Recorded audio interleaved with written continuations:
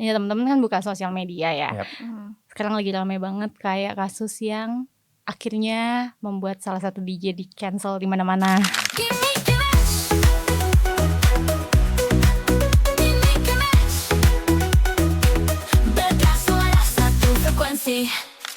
Halo semuanya, welcome to Mix and Match. Beda suara, satu frekuensi. Wah, jadi juga nih. Iya, jadi nih. Jadi ya. Udah berapa lama? Aduh, berapa lama ya? Wah, Udah pokoknya lama. lama Pokoknya banget dah. lama banget. Lama banget. Obrolan soal YouTube ini udah dari tahun lalu. Wah, Udah ganti selama tahun itu. aja nih. Kayaknya kalau kita, ini kan baru awal-awal nih. Hmm. Kayaknya nggak afdol kalau kita nggak kenalan dulu. Yoi, gimana kalau kita Jiko dulu nih? Waduh, Jiko tuh apa sih? Kayak perkenalan gitu tapi catchy lah di depannya. Yang kekinian abis gitu. Oh. Aduh, gue belum nyampe. Belum nyampe. nyampe. Contohnya gini nih. Gimana? Apa ya? Gimana contohnya coba? Dapat bonusan, alhamdulillah. Hai, gua Nabila. Iya dah. Mas Indra bangun bisa gimana begitu. nih?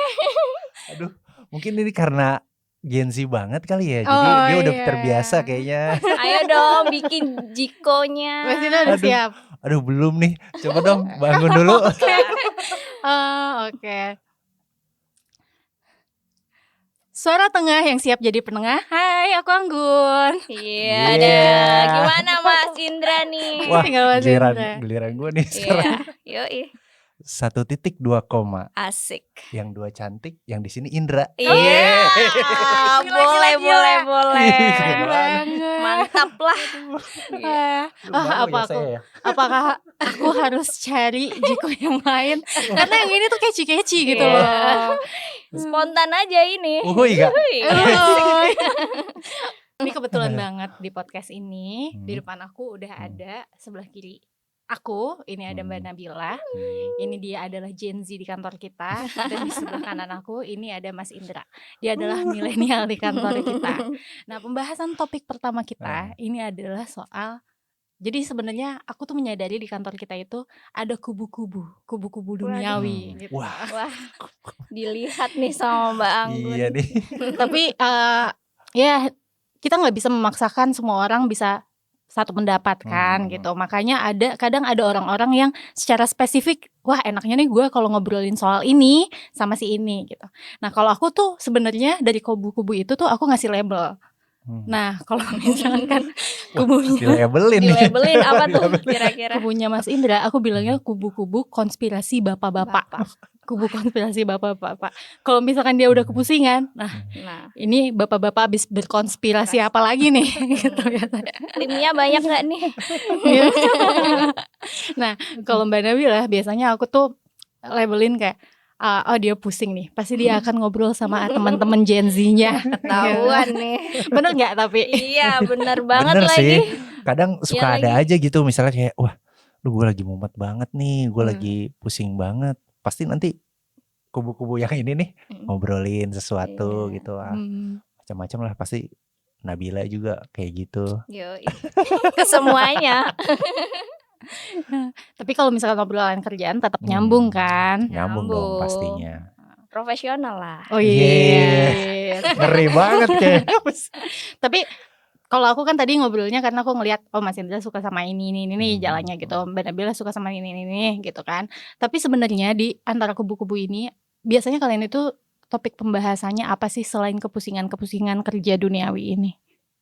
Kemarin kalau gue sih baru bahas konspirasi alien. Terus ternyata alien itu pertama Jauh kali banget. turun di Indonesia tuh di Pulau Alor gitu. Oh, iya. Terus bahas tentang work life balance. Wah, Bahasan Gen Z Itu banget. Gen Z Iya, banget harus sih. work life balance. Iya. Nggak kerja terus tapi main makan sushi apalagi. Waduh. Gitu.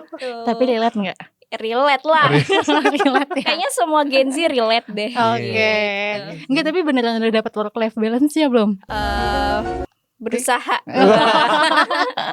Berusaha berarti Berusaha. belum nyampe nih. Iya, kayaknya. Aduh, semoga segera nyampe. Amin. Kalau bapak-bapak biasanya Wah, obrolannya apa aja nih? kalau bapak-bapak sih udah pasti standar ngomongin soal keribetan di jalan, misalnya, wah ketemu, misalnya kayak gue sendiri, di sini macet parah banget, terus perjalanan gimana, terus selain itu karena kebetulan udah ada yang berkeluarga juga kayak, wah nganterin anak ke sekolah macet apa segala macam kayak gitu-gitu sih. Oke, berarti nggak itu ya? Fix bapak-bapak. Iya, Ayo fix fix bapak-bapak. bapak-bapak. Ada itu nggak kayak ngobrolin soal tren velocity Waduh. gitu? Sebenarnya kalau tren sih jarang, lebih ke kayak gosip sih. Gosip, gosip. Ternyata Gosip. bapak-bapak juga bergosip. Iya dong. Tapi memang ya kan kita kerjanya di bidang media ya. Kita tuh harus sangat up to date dengan perkembangan atau pembahasan yang ada saat ini. Betul nggak sih? Betul Betul sih, banget lagi. betul banget. Nah, menurut kalian dari obrolan kita tadi, kira-kira ada nggak yang sangat relate dengan kebutuhan klien-klien kita? Wah banyak banget sih, banyak banget. Salah satu contohnya deh, misalnya salah satu klien itu minta kita buat riding the wave sama apa yang lagi tren sekarang. Yes. Contoh kecilnya misalnya kayak platformnya Instagram. Itu kan ada beberapa audio yang lagi viral atau misalnya tren visual yang lagi viral. Biasanya klien tuh pengennya mendekati ke hal itu dulu biar dari sisi algoritma itu bisa kemakan juga sih. Tapi ya itu balik lagi tergantung permintaan klien sih. Tapi sejauh ini beberapa klien memang bisa dibilang 60-70% pasti ke arah situ. Iya, tapi harus tetap relate ya. Betul banget. Gitu. Iya. Trennya dikaitkan dengan relate nggak nih sama Si produk produknya, kliennya betul. gitu. Kayak gitu. Nah, kalau misalkan Mbak Nabila sama Mas Indra menyadari kayak tadi Mbak Nabila misalkan dengan perkumpulan Gen Z-nya membicarakan konspirasi alien gitu. Mas Indra mungkin lagi menguar kenapa ya kok jalanan bisa macet gitu kan. Ya entah apalah itu. Nah, kita secara teknis itu tuh sebagai audiens kita juga mencari topik-topik yang sangat relate dengan kita. Dan itu tuh selain reading the wave, kita juga bisa pakai strategi itu loh ke audiens. Nah, coba bayangin, nah gini deh, menurut kalian gimana caranya suatu topik itu bisa jadi viral atau trending sampai akhirnya bisa dibicarakan oleh orang-orang? Clickbait. Itu sih yang paling ngena banget Iya. gitu. Tapi kan kita kadang suka nggak bisa sampai se ekstrim itu. Jadi kita harus bisa ngejaga kayak mungkin dia ada beberapa hal yang nggak boleh terlalu keluar dari jalur misalnya dari si Ada kode kliennya, etiknya lah ada ya. kode etik atau mungkin ngejaga positioning brandnya. Jadi jangan sampai oke lah kita ambil sisi viralnya, tapi kan nanti dampaknya ke brandnya gimana nih? Kita nggak bisa sampai ngorbanin itulah gitu. Jadi perlu ada semacam kayak penyesuaian supaya nanti mungkin audiens sendiri bisa apa ya, bisa tahu lah. Maksudnya jangan cuma karena nyari viralnya aja, tapi dari sisi brandnya juga bisa tetap kena gitu. Yes, benar banget nih. Keren emang nih Mas Indra. Waduh. Sampai terkagum-kagum nih. Waduh. Coba gambarkan kekaguman-kagumannya gimana Mbak Nabila? Gak bisa dibuat kata-kata, gak bisa berword-word lah. Waduh. Nah, itu tadi benar banget ya. Kita itu nggak bisa setiap tren kita langsung jamin ke dalamnya gitu kan. Nah tapi jamin terdistract. Tapi itu juga selain itu tadi gitu, kita juga harus mempertimbangkan beberapa hal. Tadi kan kita bahas soal relatable. Relatable itu nggak cuma ke audiens, tapi apakah topik itu bisa men-highlight si brandnya, sehingga si brand itu bisa aman untuk reading the wave. Gitu kan. Tapi salah satu yang paling jadi krusial juga saat ini adalah punya platform yang besar. Iya, apalagi ada TikTok nih sekarang. Wah, ngeri banget emang TikTok algoritmanya nih. Mantap banget. Mantap banget. Coba bayangin, kalau kita punya platform yang tepat, audiens yang tepat, dan kita bisa bikin audiens itu merasa relatable dengan apa yang akan kita bahas, apa yang akan terjadi? Viral. Gitu. Pintar juga nih. Nggak kosong-kosong amat Iya. lah ya Gen Z. Aman lah ya. Aman lah ya. Aman lah ya. Contohnya yang baru-baru ini, Hmm. seseorang yang punya platform besar, dia bisa bahas yang bikin relatable, itu juga bisa membuat dampak. Kalau misalkan teman-teman kan buka sosial media ya. Yap. Sekarang lagi ramai banget kayak kasus yang akhirnya membuat salah satu DJ di cancel di mana-mana, misalkan. Nah, kalau tadi malam aku baru baca kasus ada artis atau influencer gitu melaksanakan pernikahan, terus Iya. rame di X. Wah. Nah, itu biasanya kalau dari X ke Instagram kan ada 1 minggu lah. Iya. Editor gimana 1 minggu bisa editor? Aman lah ya. Gitu. Nah, itu tuh adalah contoh gimana seseorang yang punya platform, punya audience, kita kasih makanan sesuatu yang relatable atau bisa dipahami oleh audiensnya. Nah, tapi ini maksudnya tadi kasus-kasus yang tadi bukan sebagai oh itu marketing enggak, tapi contoh-contoh itu bisa banget kita pakai polanya buat kita menjalankan marketing untuk brand-brand klien. Sekarang kita punya 1 juta jiwa nih di depan Wah. kita. Berwarna semua ya. Ini Enak bener banget. nih. Next boleh dong ada macanya 1 juta jiwa. Wih, masuk nih. Masuk nih. Masuk. Iya, apa sih namanya? Ini brand 1 juta jiwa. Menurutku adalah salah satu brand yang cukup di antara gerobak-gerobakan lain. Dia tuh punya followers yang oke lah gitu, mengungguli lah gitu. Nah, kalau menurut teman-teman, kira-kira dari 1 juta jiwa ini apa yang sangat relate untuk target marketnya? Mungkin dari Kalau gue kalau belakangan ini kan sekarang lagi tren ya kalau mau kerja, mau melakukan aktivitas itu perlu kopi. Nah, si Bener 1 banget. juta jiwa ini tuh ada di mana-mana. Jadi kayak emang relate sama kebutuhan target marketnya gitu. Jadi di mana-mana ada 1 juta jiwa. Jadi top of mind-nya buat kopi gerobak kayak 1 juta jiwa Wih, gitu. ngeri banget. Top of mind 1 juta jiwa. Mantep nih memang. Gen Z yang satu ini mantep nih. Tapi dia bener banget sih. Iya. Aku kan biasanya beli kopi-kopi lain selain kopi ini gitu. Tapi kalau harus beli kopi lain, itu aku sambil berangkat tuh harus berhenti dulu di kafe tertentu Iya. gitu.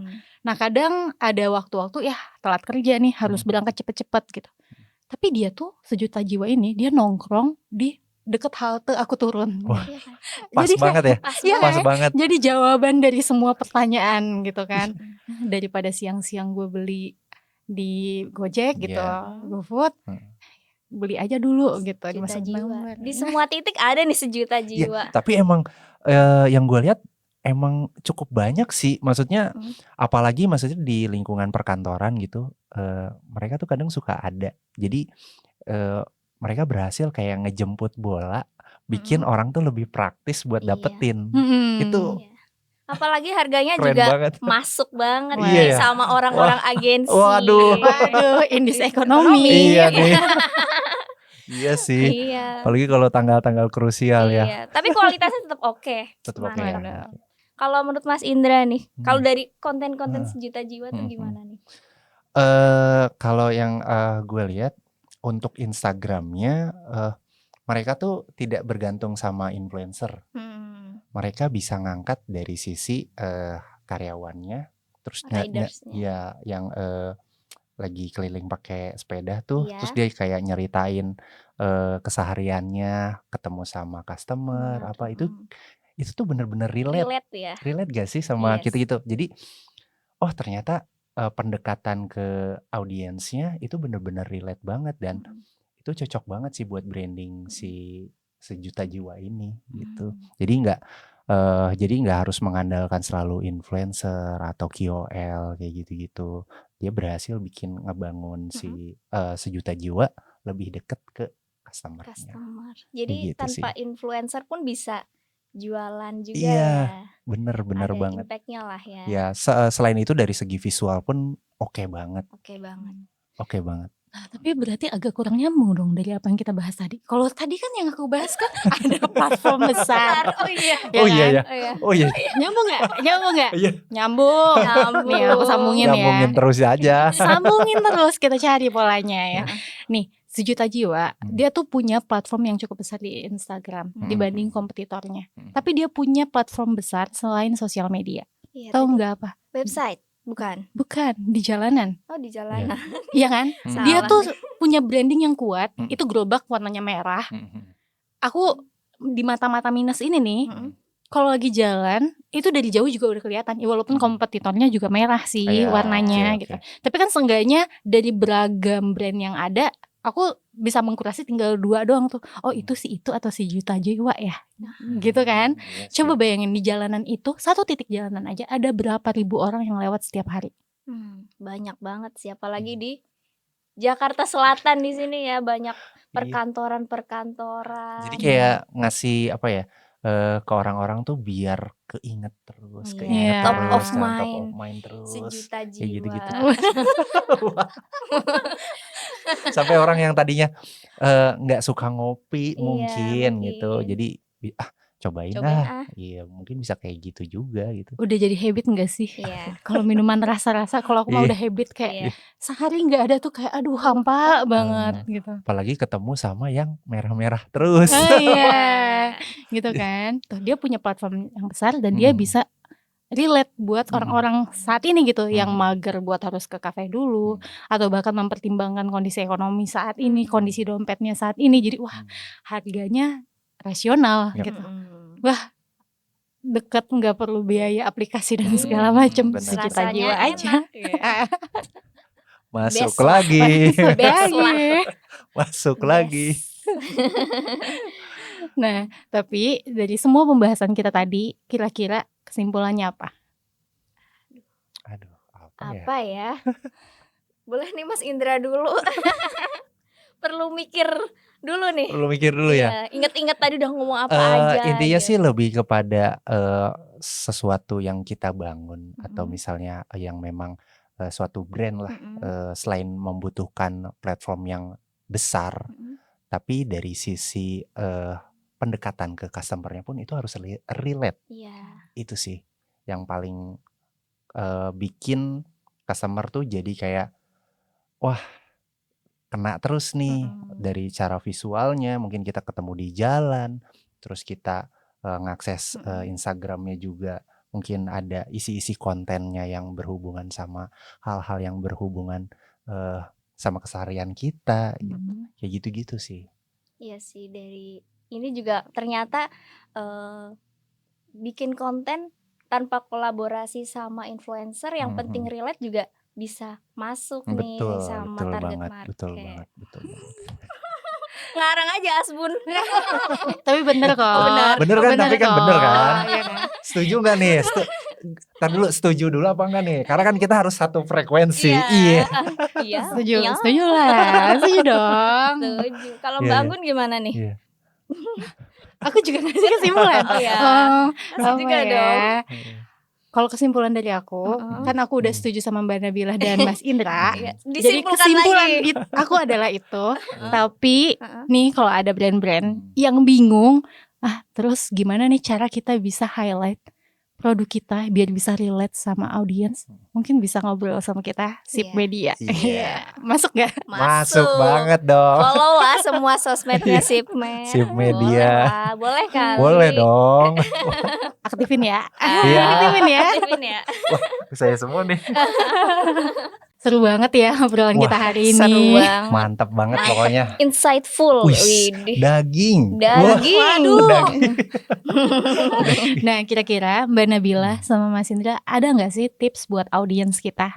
Oke, buat kalian-kalian nih para brand atau UMKM, kalau mau bikin konten itu perlu yang pertama konsisten, yang pasti konsisten, dan harus bikin konten yang relatable sama target market kalian. Betul banget. Tuh. Setuju sih sama Mbak Nabila.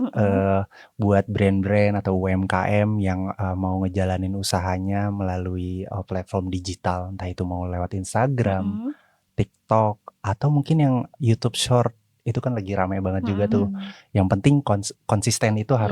harus banget.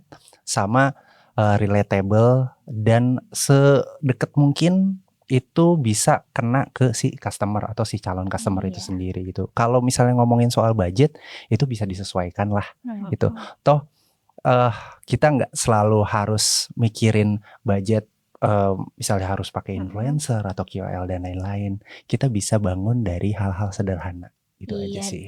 Dan penting juga sih harus tahu unique selling point. Nah, itu penting banget. banget. Pokoknya kalau misalnya mau ngobrol lebih lanjut nih, bisa banget nih ngobrol bareng Sip Media. Yuk, Masuk. masuk. Nah, seru kan obrolan kita hari ini. Nah, jangan lupa tonton terus episode-episode kita berikutnya dengan cara like, subscribe, dan komentar. Kalian juga bisa banget loh buat ngasih topik-topik selanjutnya di kolom komentar kita. Sampai jumpa. Bye. Bye.